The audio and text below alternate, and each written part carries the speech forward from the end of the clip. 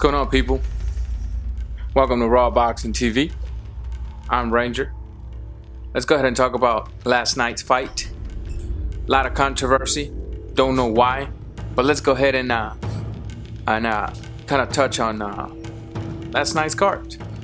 Let's go ahead and start with Juan Manuel Lopez versus Daniel Ponce de Leon. A fight in which could have had a different outcome. BBTS 42 something tweeted me. I'm sorry if I mispronounced your name.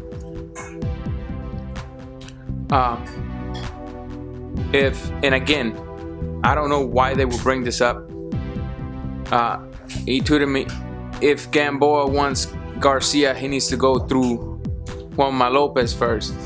And I guess my question would be like, why? I mean, I know Garcia fought him. I don't want to make this about Garcia Gamboa. I know Garcia fought him, but y'all saw my prediction. I mean, Garcia fought a shot, man. No, he's not back. He could have lost last night, except Ponce de Leon was smart enough. He went for the kill way too wild. He could have fought a patient fight, maybe got him out in the later rounds. It doesn't matter when, but he was on his way out. Juan Manuel Lopez is not back. Juan Manuel Lopez is not a worthy opponent, nor for Gamboa, nor was it a worthy opponent for Garcia. Of course, Garcia received the credit for adding a name, which does not increase your skills as a boxer, but adding a name to its resume. But Juanma is not a worthy opponent, nor for a rematch with Garcia, nor for Gamboa. So I hope that clarified your question. But nevertheless, I want to congratulate Juan Manuel Lopez for knocking Ponce de Leon out once again. In my opinion, it was a premature stoppage. But then again, same thing happened when the Mares fight. He was a lot hurt. He was hurt a lot versus Mares, and they could possibly let it go for maybe another round or so to see what the fight, what could have happened in the fight. But you don't control these referees, and last night it kind of like the same luck followed him again. So congratulations to Juan Manuel Lopez.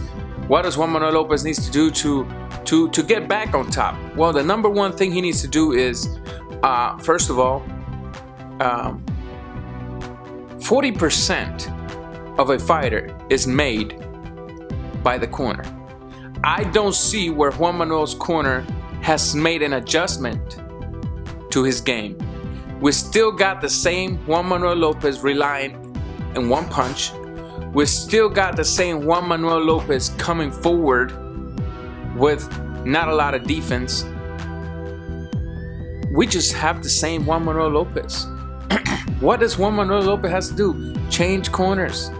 There's plenty of great trainers out there. It don't matter if the guy, this is your career, man. Just leave that corner and possibly fight 3 or 4 journeymen to get adjusted to your new corner and then start climbing the ladder again. But other than that, I think you should retire. You've been down too many times. Too many times. I don't want to see you wind up like all these fighters, man, that are, Abdul Salamov. None of those fighters like that. So, moving on to the Deontay Wilder fight versus Mr. Malik Scott, I believe his name was. This is where the controversy begins. Peoples is talking about it was a fixed fight. The punch did not land it. Is there fixed fights in boxing? Heck yeah, there is. But last night wasn't a fixed fight. Last night you just had another fighter who brought fear to his opponent, and his opponent saw the easy way out to get out of the fight. That's what it was. Mind you, let me remind you of Mike Tyson's opponent. Most of them did the same thing. They just got touched and went to sleep. Same thing we saw in Cuba with Teofilo Stevenson, Felix Savan, all those fighters that can knock you out by just looking at you. That's what happened last night. Could Malik Scott got up? Heck yeah, he could. But he didn't. He chose not to. He saw the easy way out. Is Deontay Wilder ready for a title shot? I think Stavern can give him a good fight and possibly beat him. Because Stavern is not a stationary target. And I don't think Deontay Wilder is ready for the big leagues. I mean, don't get me wrong. I like the kid. There's nothing wrong about him. What I'm saying is something very positive. I just don't want to see him up there yet. They're moving him up that ladder way too fast, and the only one that's going to be affected is going to be him. Not the people that's managing him, but him. So take your time on that. Fight better opponents to move yourself up to the title shot, possibly against the Klitschko. You know, I want to see you fight Stavern, not now, you know. Possibly fight Areola. Otlanier Solis. If you can get past Otlanier Solis, and that's a big if. If you can get past Otlanier Solis, fight Stavern, and if you get past Stavern, maybe Klitschko will give you a chance. Big brother ain't around no more. But little brother, he's been knocked out before. He's had problem with tall fighters that can deliver a 1-2 specifically down the pipe. So I believe Deontay Wilder is a good opponent for Klitschko. But like I've said before, time is what really dictates agenda. If you don't know what time it is, you might be doing the right thing at the wrong time.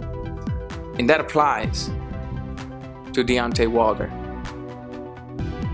It seriously applies to him. Danny Garcia versus Herrera. Early Christmas present for Garcia. I can't hate on my boy.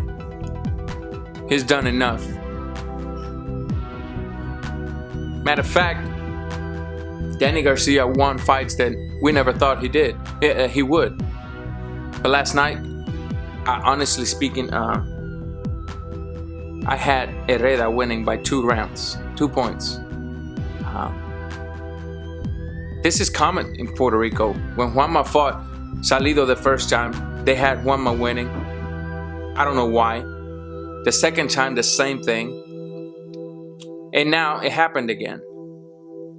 Don't go by what Danny Garcia's father is saying on the post press. Don't get caught up in that hype. He always talking about being real. He ain't being real here. When he's saying, you know, to beat the champ, you got to knock him down. No, you don't. You don't have to knock a champ down to beat him. You just got to do what Herrera did last night. You know, a very talented Mexican fighter who came in, chose to stick and move, although sometimes, you know, a lot of you criticize that. You guys call it runners. He chose to stick and move for the first 4 or 5 rounds of that fight, right? Taking Danny Garcia out of his comfort zone.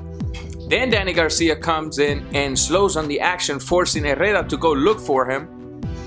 And Herrera was still outboxing him with technical work. Jab to the body, clinch. Jab to the body, pivot. Jab to the body, clinch. 1-2, clinch. He was attacking and preventing an attack.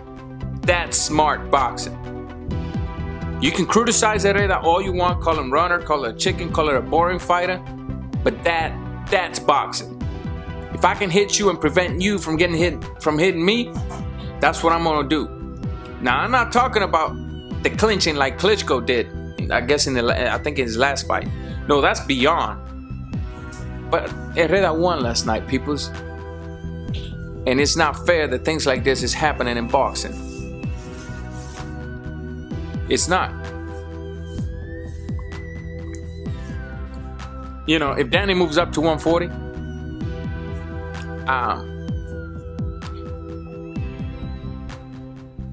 he's gonna have good fights with good fighters.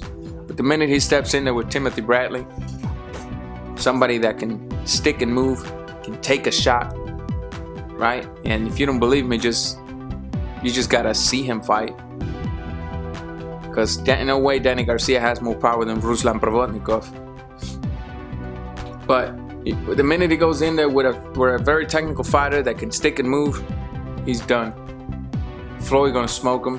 I mean, he knows that, but he's looking at the paycheck, and I don't blame him. I would too. But I believe he got a gift last night. So I'm not being negative, I'm just being honest.